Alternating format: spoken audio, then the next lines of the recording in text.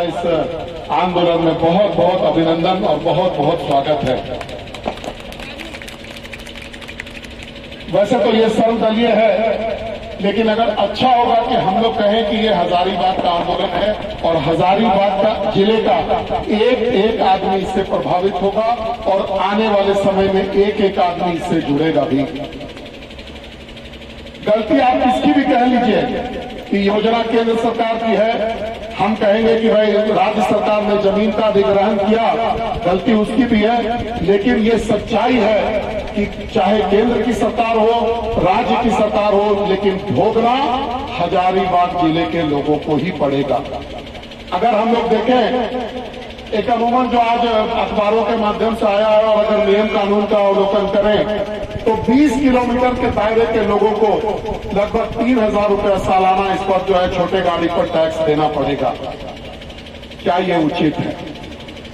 अब अगर आप ऐसे समझना चाहें तो यहां से बगल में नगवा है, या कहें कि ये जो घर आप देख रहे हैं जो शिवराज फैमिली होटल लिखा हुआ है, वहां से अगर किसी आदमी को गुजर करके इस घर में जाना हो टोल प्लाजा के बगल में, तो उसको भी 275 रुपया प्रति माह का दर से देना पड़ेगा। क्या ये उचित है? मेरा यह मानना है कि जो नियम और कानून का बंदेज हम लोगों ने देखा है कि यह टोल प्लाजा इसको नगर निगम के क्षेत्र से 10 किलोमीटर के बाहर होना चाहिए था। इसका मतलब इसकी स्थापना यहां पर गलत हुई है। और मैं ये जो आंदोलन समिति है उससे आग्रह करना चाहूंगा, उससे करबद्ध विनती करना चाहूंगा कि हम लोगों को अपने आंदोलन के स्वरूप को थोड़ा बदलना चाहिए। हम लोगों को ये मांग नहीं करनी चाहिए कि हम लोगों को टैक्स में माफी दे दो। हम लोगों का मांग, विशुद्ध मांग ये होना चाहिए, चूंकि ये टोल प्लाजा गलत बना है, इसको उठा करके बरही के आगे ले जाओ, हजारीबाग और बरही और कोडरमा के बीच में ले जाओ, ताकि हजारीबाग जिले को ये प्रभावित नहीं करे। अब अगर आप देखेंगे कि चौपारण से होते हुए बरही से कोई आदमी आता है, पटना से आता है, तो अगर यहाँ टोल प्लाजा इस रास्ते पर नहीं होगा तो उसको किसी को कोई टैक्स नहीं देना पड़ेगा। हम लोग माफी की बात करते हैं, हम लोग को लगेगा ही नहीं। तो हम लोगों का प्रथम मांग, अध्यक्ष जी, मैं आपसे कर बार प्रार्थना करूंगा कि अगर ये टोल प्लाजा यहाँ गलत है, जो कि जो कागजात देख पा रहे हैं हम लोग के नगर निगम क्षेत्र से 10 किलोमीटर आगे होना चाहिए, तो हम लोगों को मांग करना चाहिए कि आप बरही के आगे, बरही और कोडरमा, या हो सके तो कोडरमा घाटी में इसको ले जाइए, ताकि हजारीबाग जिला इससे बिल्कुल प्रभावित नहीं हो सके। ये मेरा मांग आपसे रहेगा। और मुझे अनुमान है, मुझे उम्मीद है कि आप सब लोग भी इससे सहमत होंगे। अगर सहमत है तो हाथ उठा करके अपना अभिवादन करेंगे। बहुत बहुत धन्यवाद। एक बहुत पुराना कहावत है, जब तोप मांगिएगा तभी तमंचा या बंदूक मिलेगा। अगर हमने मांग की कि ये उठा करके ले जाइए, तो सरकार को कम से कम बात रो करके हजारीबाग जिले के लोगों के लिए इसको फ्री करने का कम से कम जो है काम करना ही पड़ेगा।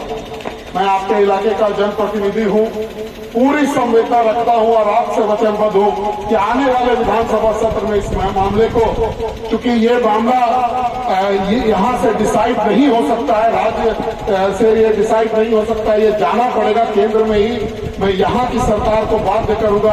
आदरणीय बादल पत्रलेख जी यहाँ बैठे हुए हैं, बड़े ही उदार दिल के हैं। अभी उन्होंने किसानों को बहुत लंबा चौड़ा ऋण जो है 50,000 रुपए तक का ऋण भी इन्होंने माफ किया। विधानसभा में कारगर विधायक भी हैं, अच्छे मंत्री भी हैं।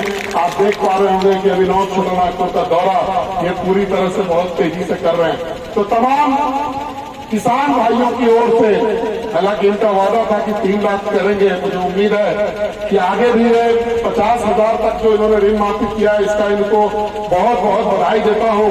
और आपको याद दिलाता हूं माननीय मंत्री जी कि आपका कमिटमेंट था, आपका घोषणा था कि 3 लाख आप माफ करेंगे, तो उम्मीद है कि आप 3 लाख तक की ऋण माफी करने का भी काम करेंगे।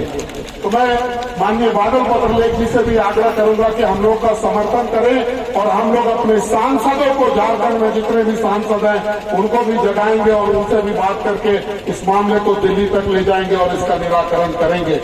जरूरत है कि आप सबों का साथ बना रहे। अभी इस टोल प्लाजा का जो संचालन का दिन है, किस दिन ये शुरू होगा ये निर्धारित नहीं है, लेकिन जरूरी है कि हम लोग इस टोल प्लाजा को चालू नहीं होने दें जब तक कि हम लोगों का मांग पूरा नहीं हो जाता है। इसमें आपकी महती भूमिका होगी, आपकी बहुत बड़ी भूमिका होगी। और मैं आग्रह करूंगा कि समय समय पर इसी प्रकार से हम लोग मिलते रहे और अपनी आवाज को बुलंद करते रहे। इन्हीं बातों के साथ और इस विश्वास के साथ कि आपके इस आंदोलन में, आपकी इस भावना में मैं अग्रणी भूमिका निभाऊंगा। आपका और आयोजकों का बहुत बहुत धन्यवाद, बहुत बहुत आभार। भारत माता की जय।